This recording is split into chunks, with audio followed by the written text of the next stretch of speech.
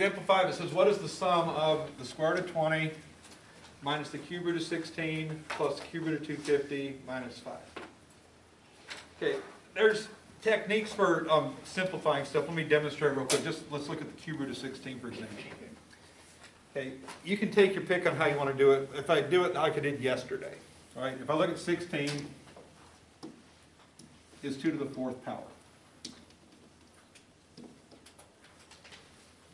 Okay, if we do it like we did yesterday, 2 to the 4th power inside a cube root becomes 2 to the 4/3 power. If we make that into an improper fraction, 4/3 is 1 1/3, which means 2 as the whole number part comes out, 2 to the 1st stays in, so get 2 cube root of 2. Again, that's the technique we used yesterday. That works every single time. You're welcome to do it that way. Okay, for these completely numerical problems where you're adding and subtracting radicals, in my opinion, it's easier if you go through a factoring technique, just basic factoring, instead of a power form, and it looks like this.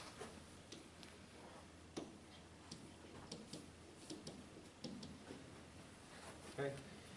And we've done these with square roots before, so that's why I want to do the cube root one, because we've not done those before, probably. A cube root means we need 3 of the same factor inside to pull 1 outside. With a square root, we need a pair inside to pull 1 outside, right? So in essence, what I'm looking at here, 2 times 2 times 2 is 8. The cube root of 8 is 2, right? So 3 2's allows you to pull 1 2 out, getting in the same position.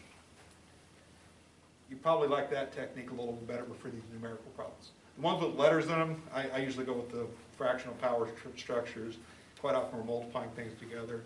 Adding, subtracting is much easier, just to go with that one up in the corner. So, if this is me, the first thing on my paper is going to look like this. The square root of 20 is 2 times 2 times 5. The cube root of 16, I'm going to get 2 times 2 times 2 times 2.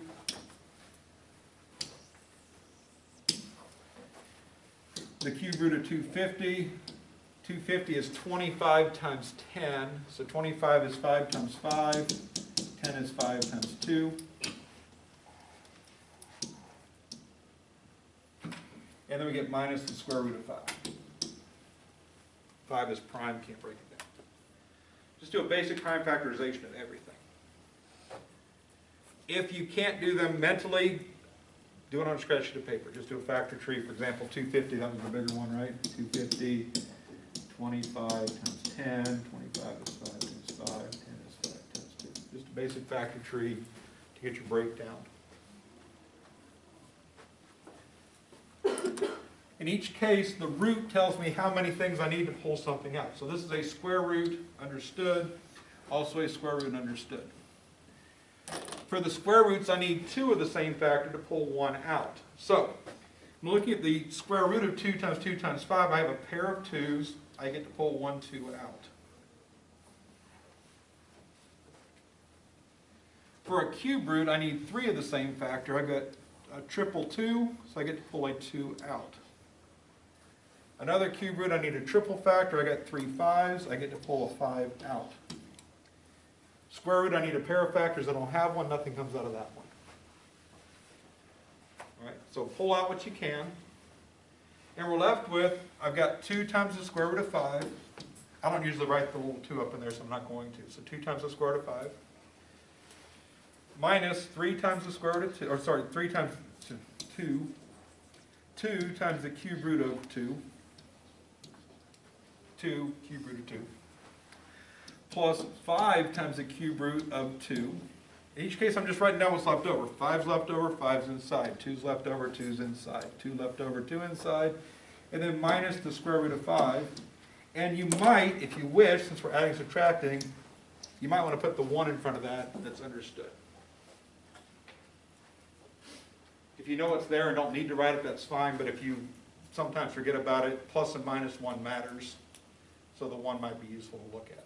Would the 5 be, like, on the square root of 5, like, would that 2 go there? Is that, like, the 1? So, the little 2 would be right here that I'm talking about. That's the square root. Okay. So that 1 in front is just how many square roots of 5 you have. Okay.